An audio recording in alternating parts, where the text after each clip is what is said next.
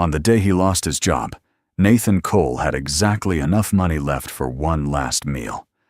He was on his way home when he saw her, a woman alone on a park bench, sitting so still. She looked like she'd been forgotten. They were ignored by everyone walking past. He sat down beside her, split the food in half, and handed her every last dollar from his pocket. He had nothing after that. No job, no backup plan, no safety net. What Nathan didn't know was that the woman he just fed was worth $3 billion. Nathan Cole had worked the warehouse floor for 11 years. He knew every corner of that building, the loading dock that stuck in humid weather, the security light above Bay 3 that flickered every time a truck pulled out the smell of cardboard and machine oil that had soaked into his work clothes so thoroughly that he'd stopped noticing it years ago. He wasn't the fastest worker there, and he wasn't the loudest, but he showed up every single day, and he never left a shift unfinished. In a facility that cycled through people the way it cycled through inventory, that kind of consistency was its own form of currency, even when nobody acknowledged it out loud. His life outside those walls was built around one person. His son Danny was 9 years old, quiet in the way some kids get when they've grown up, watching a parent carry something heavy without ever putting it down. Nathan had raised him alone since Danny was 3, after his wife Laura died from a sudden cardiac event that the doctors said no one could have predicted and no one could have stopped. Nathan had stood in that hospital hallway for a long time after they told him. He hadn't moved, hadn't spoken, hadn't done anything except make a silent promise to a woman who could no longer hear it, that he would hold everything together, that their son would grow up with stability and warmth and someone always in the next room. He had kept that promise every day since, not because it was easy, but because breaking it was not something he was willing to consider. It was the load-bearing wall of his entire life, and he knew it. Their apartment was small, but clean and organized in the deliberate way of someone who had made a decision that a tight space could still be a good space. Nathan cooked real meals on weeknights. He kept the heat on through winter, even when the bill made his chest tighten. He made sure his son had what he needed without ever letting the financial strain behind it show, not because he was ashamed of the strain, but because he didn't want Danny growing up with the weight of it on his shoulders before he was ready. Nathan had taken on that weight so his son wouldn't have to, and he carried it the way he carried most things, without complaint, without announcement, and without stopping. He was careful with money in a way that had long since stopped feeling like discipline and had become simply how he operated. He tracked expenses on a notepad rather than an app because he'd found that writing numbers down made him take them more seriously. He knew his monthly costs to the dollar. He kept a small savings buffer and added to it whenever he could, which wasn't often, but was consistent. There was no margin for waste, and he had made peace with that so thoroughly that he'd stopped thinking of it as a sacrifice. What he had was enough as long as nothing changed. The morning everything changed started like every other morning. Nathan clocked in at 6:45, moved through his shift the way he always did. Methodical, unhurried his attention on the work in front of him rather than the clock. The floor was loud with its usual sounds, forklifts navigating the main aisle conveyor belts, running the overnight load, out to staging the low percussion of boxes being sorted and stacked. He knew the rhythm of it, the way you know the sounds of your own street automatically, and without thinking. It was the sound of a place he understood completely, and for 11 years it had been in its own unglamorous way a place where he belonged. By 10 o'clock, his supervisor appeared at his station and told him to come up to the front office. There was something careful in the delivery, not unkind, but measured in a way that was different from normal, and Nathan noticed it the same way he noticed the regional manager already seated inside the small glass-walled office near the entrance. Nathan had seen the regional manager exactly twice in 11 years. He had never seen him on the floor before today. They told him the company was restructuring. That phrase had a particular sound to it, flat and pre-rehearsed, like something drafted by a legal team and read from memory. They said the warehouse was consolidating 2 shifts into 1, and that a number of positions were being eliminated effective immediately.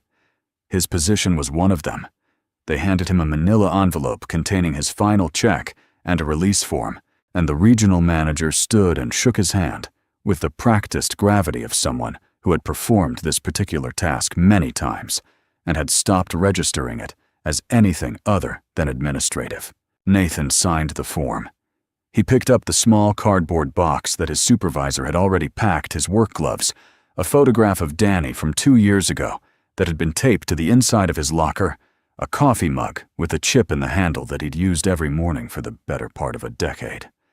He carried the box out through the loading dock because that was the nearest exit, and he stood in the parking lot in the pale morning light and didn't move for a long moment. The dock doors rolled closed behind him. Inside, the floor continued without interruption, the belts running the forklifts, moving the morning shift proceeding as though nothing had changed, because for everyone still inside, nothing had. 11 years, and the building had absorbed his departure before he'd made it to his car. He was 41 years old. He had $83 in his checking account and $12 in cash in his wallet. He had a lease payment due in 3 weeks, a utilities bill that had been sitting unopened on the kitchen counter for 4 days because he'd been waiting until payday to open it, and a son at home who had no idea that anything was wrong. He drove to a diner 3 blocks from their apartment, a place he and Danny went on Saturday mornings when the week had gone well enough to justify it. He ordered 2 plates and a coffee, and he sat in the booth and made himself think clearly instead of feeling anything. He needed to figure out what to tell Danny.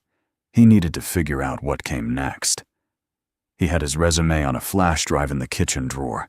He knew people from earlier jobs he could contact. The unemployment office opened at 8, and he could be there first thing tomorrow. He ran through all of it with the methodical focus he brought to every hard thing, breaking it into steps, making it manageable, refusing to look at the whole picture at once, because the whole picture was too large. He had learned that in the years after Laura died. You didn't survive something like that by staring directly at it.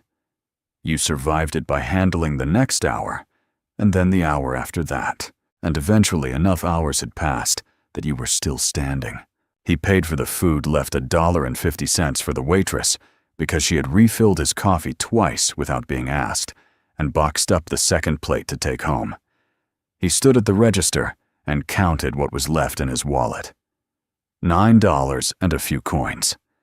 He folded the bills carefully and put them in his jacket pocket and walked back to his car, and for a moment in the parking lot, he just sat with his hands on the wheel, not going anywhere, letting the morning settle around him.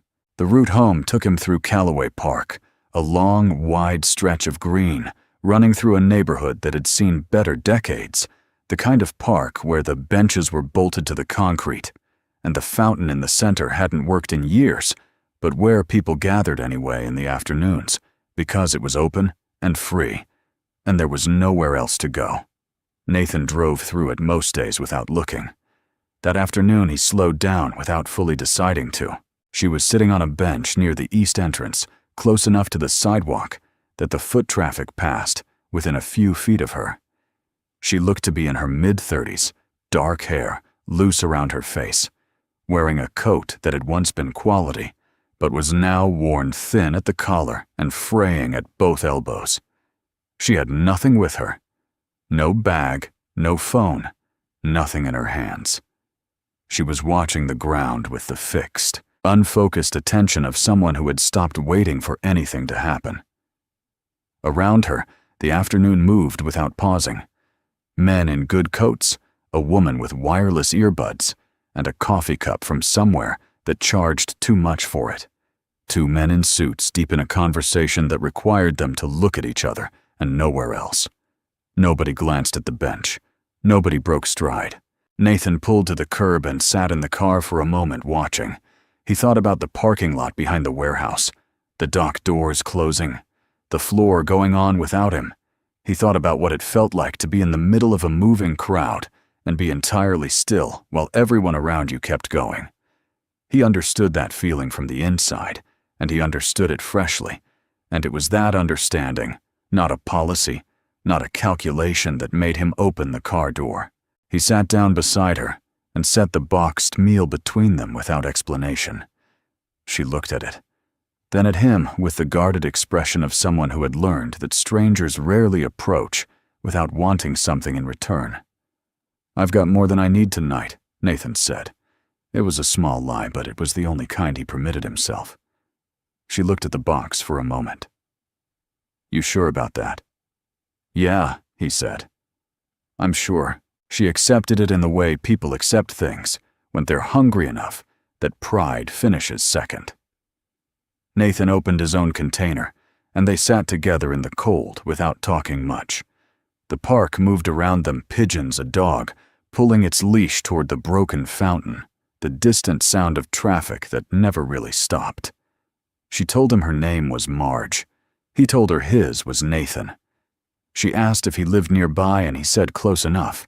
She didn't ask anything further, and he didn't offer anything further. And there was a particular ease in that, two people sharing something without needing to account for themselves. When he'd finished eating, Nathan reached into his jacket pocket. $9 and some coins. He thought about the utilities bill on the counter. He thought about the lease date. He thought about Danny at home, probably on the old tablet, not yet knowing that tonight was going to include a conversation neither of them was ready for. He set the money on the bench beside her hand. Marge looked at it for a moment. Then she looked at him, and something in her expression changed. Not simple gratitude, something more layered than that, like a calculation arriving at an unexpected result. Like a door opening somewhere behind her eyes that she hadn't expected to open. "Nathan," she said, and the way she said it was different from before, quieter, more deliberate, the way you say a name when you want the person to understand. "You mean it." "You don't have to do that." "I know I don't have to," he said, standing and tucking his empty container under his arm. "Take care of yourself, Marge." He walked back to his car. He drove home. He knocked the cold off his boots at the door, hung up his jacket, and set the cardboard box of his things on the closet floor without looking at it. Then he went to the kitchen and made dinner from what remained: eggs, half a block of cheese bread that was still good, and he worked out quietly and carefully how to tell Danny about the job in a way that was honest without being frightening, in a way that held the promise he'd made in that hospital hallway together, even now, even today. He didn't think about Marge again that night. As far as he was concerned, she was a stranger he'd been decent to on a hard afternoon, and he would almost certainly never see her again, and the $9 was gone, and that was simply that. Some things were exactly what they appeared to be: a moment of ordinary decency in the middle of a bad day, nothing more and nothing less, and it was enough to have done it without needing it to be anything else. He couldn't have known that before he'd even reached his car, Marge had retrieved a phone from the inner pocket of that worn coat, a phone she'd kept there the entire afternoon, and was already making a call. He couldn't have known that she had stopped looking at the ground. He couldn't have known that the way he'd walked away without a backward glance, without any visible expectation of return, had done something to her that 6 hours on that bench had not managed to do. He didn't know any of it. He went home and made dinner and kept going because that was the only thing he knew how to do, and it had never once let him down. The first week after losing the job, Nathan held his routine together, the way he held most things, by refusing to let it come apart. He was up before 7 every morning, made coffee, while the apartment was still dark, and sat at the kitchen table with his laptop open before the neighborhood outside had fully woken up. He worked through job listings the way he used to work through a shift, without stopping to feel sorry about it, without letting himself look up from what was directly in front of him. In the first 3 days, he applied to 6 positions: 2 regional distribution centers, a logistics company on the east side of the city, a grocery chain expanding its overnight crew, and 2 smaller warehouse operations. He found through an industry job board he'd bookmarked years ago and never needed until now. He tailored each application, carefully read them back for errors, and sent them clean. Then he closed the laptop and waited, and the waiting was immediately the hardest part. Not because he had nothing to do, he found things. There were repairs around the apartment he'd put off for months, errands that had accumulated small organizational tasks that expanded to fill the available hours. But all of it was displacement activity, and he knew it. What he was actually doing was waiting for something outside his control to move, and Nathan had spent years constructing his life specifically so that as few things as possible fell into that category. The unemployment filing processed on the 4th day. The weekly amount he qualified for was less than half his previous wage. He did the math on a notepad, folded the paper without looking at it again, and put it in the kitchen drawer alongside the utilities bill, which he had now opened, and paid with the last of his checking account balance. By the end of the 2nd week, 2 rejections had come back. The remaining 4 applications had gone silent in the way that was somehow harder than a no acknowledgement, no update, just the absence of a response where a response should have been. He called the logistics company directly and reached someone in HR who told him the position had been filled internally. He thanked her and hung up and sat at the table looking at the wall. Then he opened the laptop and started again. His neighbor Frank, a retired electrician who lived 2 doors down and occasionally came over on Sunday evenings to watch a game, caught Nathan in the hallway one afternoon and asked how the search was going. Nathan said it was moving along. Frank nodded and said he'd ask around, and Nathan thanked him and meant it, though he knew Frank's network ran to plumbers and electricians and not warehouse logistics. He wasn't looking for sympathy. He was looking for work. He'd learned a long time ago that the 2 things required entirely different responses from the people around him, and he was careful not to let one get confused for the other. What Nathan didn't know, what he had no way of knowing, was that someone else had already started looking into him. Margaret Ellison was 38 years old and had been running Ellison Capital Group for 6 years. She had taken over from a board that hadn't believed she was ready, and she had spent the first 2 years quietly proving them wrong in ways they hadn't anticipated and couldn't easily dispute. The company's portfolio touched commercial real estate, logistics, infrastructure, and a growing range of mid-size manufacturing operations spread across 7 states. She had rebuilt it from the inside out, cutting what wasn't working, strengthening what was, and making decisions with a speed and lack of sentiment that people in her position usually took decades to develop. She was not someone who needed to be liked. She was not someone who made decisions slowly. But she had one practice that the people closest to her found genuinely difficult to explain to anyone outside the company. Every few years, when she was approaching a major decision that would affect a significant number of people she would never personally meet, she spent one day outside her office in circumstances that stripped away every external marker of who she was. No security detail, no car service, no visible phone. Clothes that said nothing about her. She would find a public place and sit in it for hours, and she would observe how people treated someone they had no reason to treat well. She called it a calibration. Her executive assistant, Carol, who had worked with her for 4 years, called it the most unusual thing she'd ever seen a person in that position do, and had stopped trying to explain it when asked. The decision Marge was now facing was the largest of her tenure. She was preparing to restructure the labor policies across her entire logistics division, a change that would touch the daily working lives of roughly 4,000 people. She had the data, she had the projections, she had the legal framework and the operational plan. What she didn't have, and what she had found she couldn't sign off without, was a clear-eyed answer to a question that no report could answer for her.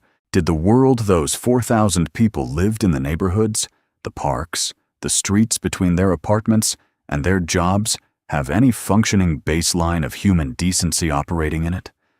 Or was the version of reality she'd been absorbing from boardrooms and charity fundraisers the accurate one. She had been leaning toward a conclusion for some time. She had been leaning toward the idea that people, when nothing was personally at stake for them and no one was keeping score, kept walking. She had almost confirmed it.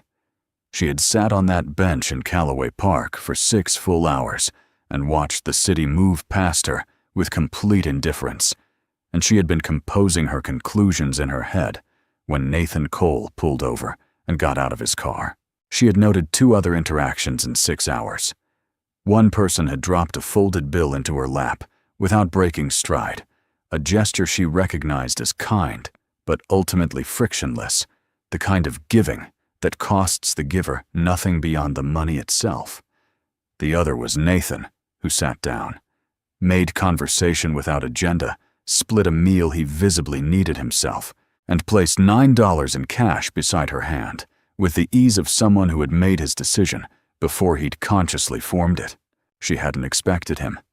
She had specifically not expected someone who she knew within 2 minutes of talking with him was in genuine financial difficulty. There was something in the way he'd said he had more than he needed.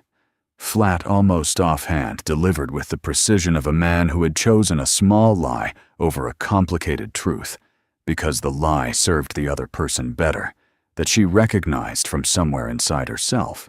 It was the voice of someone absorbing a burden so that another person wouldn't have to. She knew that voice. She understood what it cost to maintain it consistently day after day without acknowledgement. By the time Nathan had reached his car, Marge had retrieved her real phone from the inner pocket of her coat and was already calling her head of operations. She told him to pull everything available on a man named Nathan Cole, likely living in the vicinity of Callaway Park background in warehouse logistics. She wanted a full picture by morning. Her operations director, who had worked with her long enough to know that asking why was rarely productive, said he would have it ready. What arrived the next morning was straightforward and complete. Nathan Cole, 41 years old, 11 years of continuous employment at Hargrove Distribution, terminated 6 days prior in a company-wide workforce reduction. Performance reviews consistently strong throughout his tenure. No disciplinary record of any kind. Widowed. No significant outstanding debt beyond standard monthly living expenses. No criminal history. A man who had, by every metric available, done everything correctly, and still ended up standing in a parking lot with a cardboard box and $83 to his name. Marge read the report twice, set it on her desk, and looked out the window at the city for a long time without doing anything else. She thought about the 6 hours on the bench. She thought about the specific way Nathan had stood up to leave no performance in it. No backward glance to check whether she'd noticed just a man putting his empty container under his arm and walking back toward whatever difficult thing was waiting for him next. She had gone into that exercise expecting to come out of it confirmed in her worst read of things. She had come out of it with something she hadn't been carrying when she went in. Meanwhile, Nathan was working through his 3rd week of unemployment, and the walls were beginning to feel closer in a way that was no longer abstract. He had a phone interview with a regional supply chain company that felt genuinely promising until the hiring manager mentioned the role required a commercial driver's license upgrade he didn't have. He had a second in-person interview with a smaller operation across town that went well enough that he spent the bus ride home doing careful, restrained arithmetic in his head about what the timeline might look like if it came through, and then they called back 2 days later to say they'd decided to promote from within. He thanked them, hung up, and sat at the kitchen table for a long time without opening his laptop, which was unusual for him. The savings account had $1,200 left in it. He had already run the numbers enough times to know what that meant in practical terms: 3 weeks of groceries, partial rent, and not much beyond that, before he was making decisions he didn't want to make. He had already called the leasing office and asked about a grace period. The woman he spoke to was polite and specific. 7 additional days beyond the due date, and no further flexibility beyond that. He wrote the date on the notepad in the kitchen next to the folded paper with the unemployment math and looked at the 2 pieces of paper side by side for a moment before he put the notepad in the drawer. He didn't spiral. That was the thing about Nathan. He had been in tight situations before, and he had learned through experience that spiraling was a luxury, the same way despair was a luxury, the same way stopping was a luxury. None of those things solved anything, and they cost time he didn't have. He made a list of every contact he had across 11 years of working in warehouse and logistics operations.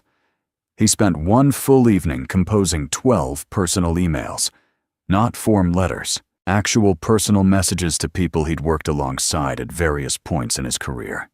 He explained his situation directly without embellishment and asked plainly if they knew of anything open. 3 people wrote back to say they were sorry and would keep an ear to the ground.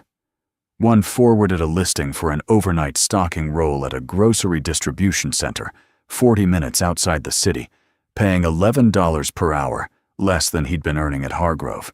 He applied for it within the hour. He was running out of options, and he knew it with a clarity that had stopped being uncomfortable and had become simply a fact he was operating around. He kept moving because stopping had never been a thing he knew how to do, and he wasn't about to learn it now. He had stopped thinking about the woman on the bench entirely. Not because the memory was unpleasant, but because it had settled quietly into the background of that afternoon, alongside everything else. The cardboard box, the diner, the $9 counted at the register, filed under the general category. Of the day things changed already part of the past. She was a stranger he'd been decent to, when being decent cost him something real. That was the full extent of it, as far as he knew. So when the email arrived on a Thursday morning in his 4th week of unemployment, his first instinct was to scroll past it. The subject line read, "Interview Invitation Operations Division, Ellison Capital Group." He didn't recognize the company name. He opened it, expecting a mass recruiter blast, the kind of generic outreach that bore no connection to anything he'd actually applied for.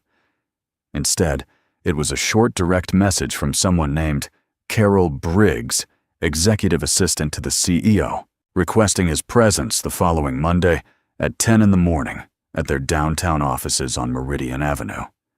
The role was described briefly as Senior Warehouse Operations Coordinator. The salary range was included at the bottom of the message, an unusual detail that he noticed immediately, and the figure was nearly 30% above what he'd been earning at Hargrove. Nathan read the email 3 times. He pulled up the company on a search and found a website that was clean and deliberately spare. A summary of the portfolio, a brief leadership page, and a single photograph of the CEO. The woman in the image was in her late 30s, dark hair pulled back, wearing a dark blazer, looking directly into the camera with the measured composure of someone who had decided a long time ago that a photograph didn't need to tell anyone anything they hadn't already earned the right to know. He looked at the photograph for a moment. He had no memory of that face. He had no way to place it anywhere. He wrote back to Carol Briggs within the hour, confirmed Monday at 10, and told himself not to construct anything around it before it happened. He had been cautiously hopeful before. He knew exactly what it felt like when that didn't come through. He ironed his interview shirt that evening and hung it carefully on the back of the closet door. He checked the bus route to Meridian Avenue twice, then a 3rd time.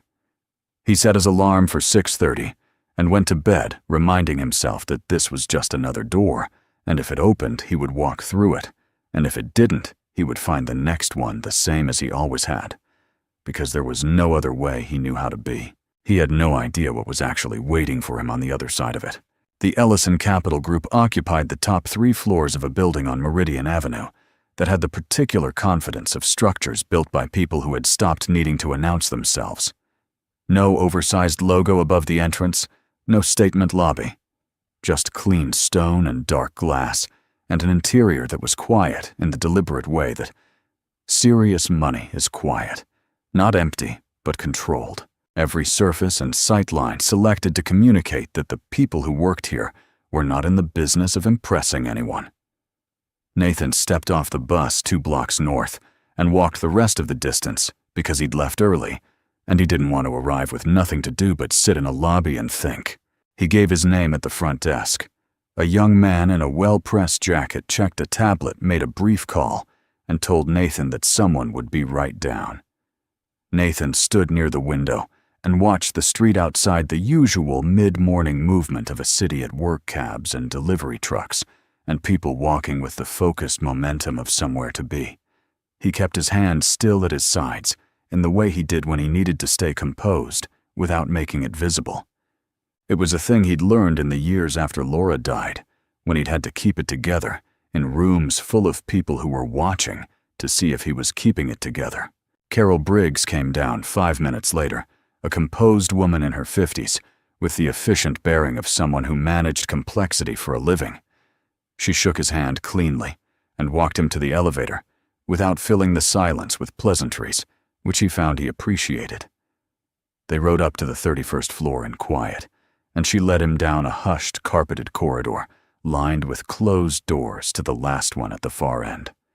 She knocked, twice, stepped back and said, "Go ahead in." Nathan opened the door. The office was large, without being excessive. Floor-to-ceiling windows faced east, pulling the flat gray light of a late autumn morning across a wide, uncluttered room. There was a desk against the far wall, and a round meeting table near the windows, with 4 chairs, and on the wall between them, something abstract in dark colors that Nathan looked at and couldn't read. And standing beside the desk, not behind it, was Margaret Ellison, dark blazer over a white shirt, dark hair pulled back from her face, the same controlled stillness as the photograph on the website. And also Nathan understood it in less than a second, in the way recognition works, when it arrives all at once, rather than in pieces, not the same as the photograph at all. Because he knew that stillness. He knew that particular quality of not performing anything. He knew the way she held herself when she was simply present in a space without announcing it. He knew the coat. He knew the expression that gave nothing away because it had decided nothing needed to be given. He stopped walking. His hand was still on the door behind him. Marge let him have the full moment without interrupting it. She stood and waited while he did the work of placing the same person in 2 entirely different contexts. Simultaneously, the cold park bench at the east entrance of the 31st floor, with the eastern light coming through the glass, and when she could tell he'd arrived at the other side of it, she gestured toward the round table by the windows. "Nathan," she said, "please sit down." He crossed the room and sat. She took the chair directly across from him, unhurried, and neither of them spoke for a moment. Nathan was still processing the meal he'd split in half the $9 he'd set on the bench beside her hand.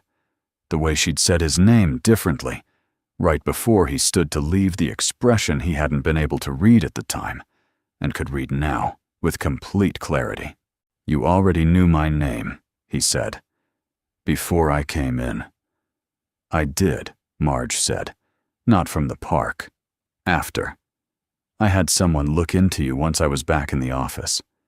She said it directly without softening it. "I know that might feel like a line was crossed. If it does, I'd rather you tell me now than sit with it." Nathan considered the statement. "Why not just tell me who you were when we were sitting there?" "Because it would have changed everything about what you did," she said. "The point was that you didn't know. The point was that there was nothing in it for you." He looked at her for a long moment. Outside the windows, the city continued in its ordinary way, traffic below light moving on glass, the constant low sound of a place that never fully stops. 4 weeks ago, Nathan had been in that city with a cardboard box and $83 standing in a parking lot while the building behind him went on without him. He was trying to hold that version of things alongside the version sitting across from him now, and the distance between them was not easy to measure. "How long were you out there that day?" he asked. 6 hours, Marge said. "You were the only person who sat down." She said it without emphasis, without making it into something it needed to be larger than. Just a fact stated at its accurate weight, and that was exactly why it landed the way it did. Nathan thought about the people he'd seen walking that path, the suits, the woman with the coffee and the earbuds, the two men deep in a conversation that required them to look nowhere but at each other. He hadn't thought of himself as making a decision when he got out of the car. He hadn't weighed it. He'd seen someone sitting still in the middle of moving people, and he'd understood what that felt like, and he'd stopped. "I do this every few years," Marge said. "When I'm about to make a decision that's going to affect a large number of people I'll never meet personally, I spend a day at the level where they actually live. Not as a charitable exercise, as information." She spoke carefully, each sentence measured, not because she was uncertain, but because she wanted precision. "This time I was preparing to restructure the labor policies across my logistics division. 4,000 employees. Before I signed off on anything, I needed to know whether the baseline I suspected was accurate." "What baseline?" Nathan asked. "That people, when nothing is personally at stake and no one is watching, keep walking," she said. "I had spent 6 hours confirming it. And then you pulled over." Nathan said nothing. "You were having one of the worst days of your adult life," Marge continued. "You just lost your job. You were down to your last few dollars. And you still sat down, split a meal, and handed over everything that was left in your pocket. Not because you were being observed. Not because you expected anything from it. You did it because you looked at a person sitting alone and decided it was the right thing to do." She sat back slightly. "I've been in rooms with a lot of people who describe themselves as decent. You're the first one in a long time who was decent when there was no reason to be." Nathan looked at the table for a moment. He understood now why he was in this room, understood the full shape of it, and what he was feeling wasn't clean gratitude and wasn't resentment. It was closer to the discomfort of having a private moment returned to you publicly, at a scale you hadn't chosen and hadn't intended. "I need to be clear about something," he said. "I didn't do it for a return." "I know that," Marge said. "If I thought you had, you wouldn't be here." She opened a folder on the table between them and turned it to face him. A printed job description properly tabbed Senior Operations Coordinator Logistics Division. The role covered compliance oversight and workflow efficiency across 3 regional facilities. It was real work. Work that required exactly the kind of knowledge that only came from years of being on the floor rather than above it, understanding not how a warehouse was supposed to function, but how it actually did, the gap between those two things, and how to close it. The salary printed at the top of the page was 31% above what he'd been earning at Hargrove.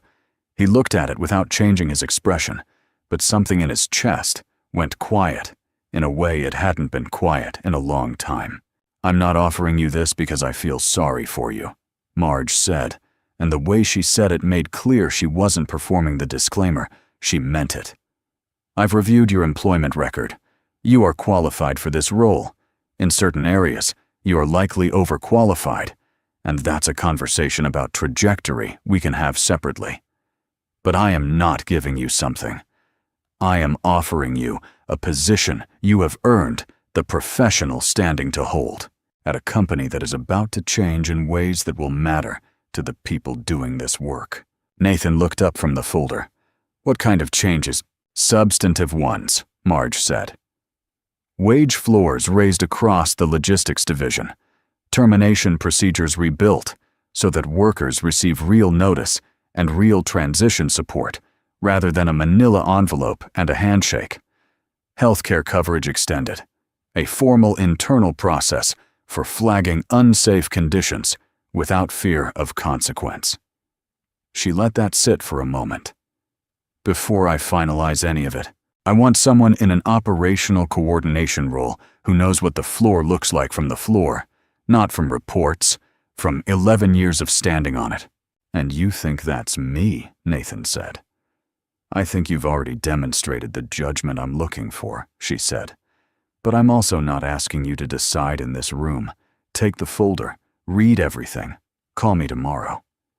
Nathan thought about the notepad in the kitchen drawer, the 2 folded pieces of paper, the lease date written in the margin, the unemployment math beside it. He thought about the ironed shirt hanging on the back of the closet door, the bus route checked 3 times the night before, the alarm set for 6:30 so he'd have enough time to manage every variable between the apartment and this building.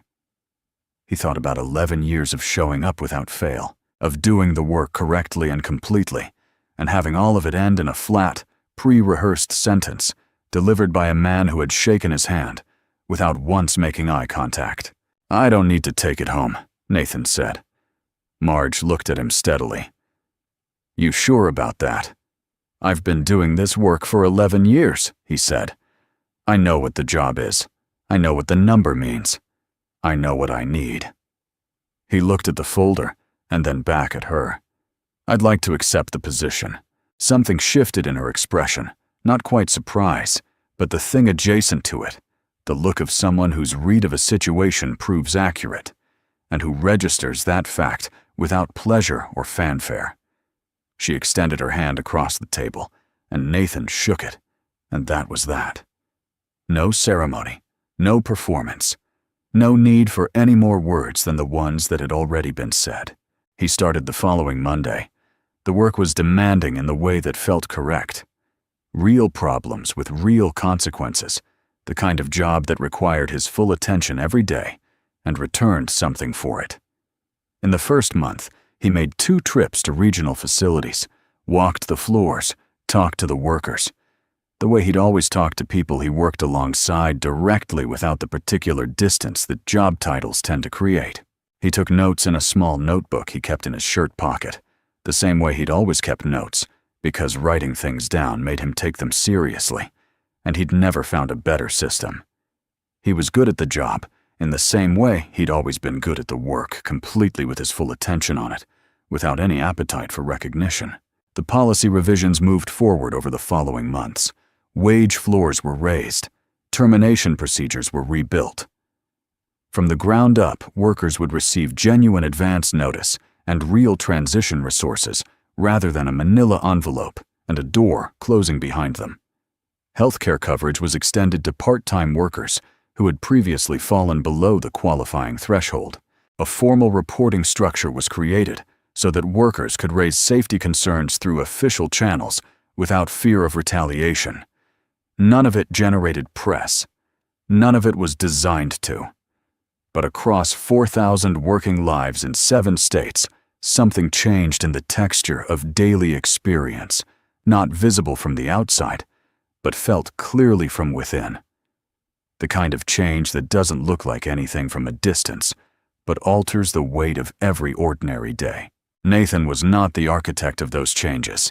He was a voice in the rooms where they were shaped, someone who could say with real authority what a policy looked like when it met the floor and when the gap between intention and practice was too large to ignore. Marge listened to him the way she listened to everyone in those meetings, with complete attention and without sentiment. More than once, a revision he'd flagged as unworkable was pulled back and rebuilt. He understood that what he was part of extended well beyond his own situation, that the ripple from one afternoon in a park had reached places he would never see, and people he would never meet. That understanding settled into him without needing to be spoken about or named. He never talked about the bench with anyone at the company. It wasn't a secret exactly, but it was private in the way the original moment had been private, something that had happened between 2 people without an audience, and that still belonged at its core to that category. He and Marge never returned to it directly after that first meeting. They didn't need to. What needed to be said had been said, and everything after that was just the work, which was what both of them were there for. Several months after he started on a Saturday morning in early spring, when the city had finally shaken off the last of the winter, Nathan drove to Callaway Park alone. The fountain in the center still didn't work. The benches were still bolted down. It looked exactly as it always had, underfunded, slightly worn, and still full of people on weekend mornings, because it was open and free and there. He walked to the east entrance and found the specific bench near the sidewalk and stood in front of it for a while, his hands in his jacket pockets, looking at the slats and the bolts and the patch of concrete in front of it, where he had parked his car on the worst afternoon of the previous year. He thought about the box of his things on the closet floor, the $9 counted out at a diner register, the way she had looked at the ground, fixed, unfocused, and the way that had changed in the space of a single conversation into something that looked a great deal like purpose. He thought about walking back to his car without turning around, about how small the decision had felt in the moment he made it, and how large it turned out to be, and how those two things were not actually in contradiction. The city moved around him the way it always did. People walking, nobody pausing the continuous motion of a place that has somewhere to be. Nathan stood at the bench for another moment, then turned and walked back through the park toward the lot where he'd left his car, and the bench behind him looked exactly like every other bench in the park, worn ordinary, holding nothing visible. That was the whole of it. Not a dramatic reversal, not a transaction. Just a man at the bottom of a bad day making a decision that cost him the last of what he had, and a woman who had built everything, discovering that the thing she'd stopped believing in still existed quietly in a place she hadn't thought to look, in a person who hadn't been trying to be found. What came after wasn't miraculous. It was just the world adjusting slowly and without announcement to the weight of one ordinary act of decency, the way it sometimes does when someone decides to stop instead of keep walking and means it without knowing yet what it might mean.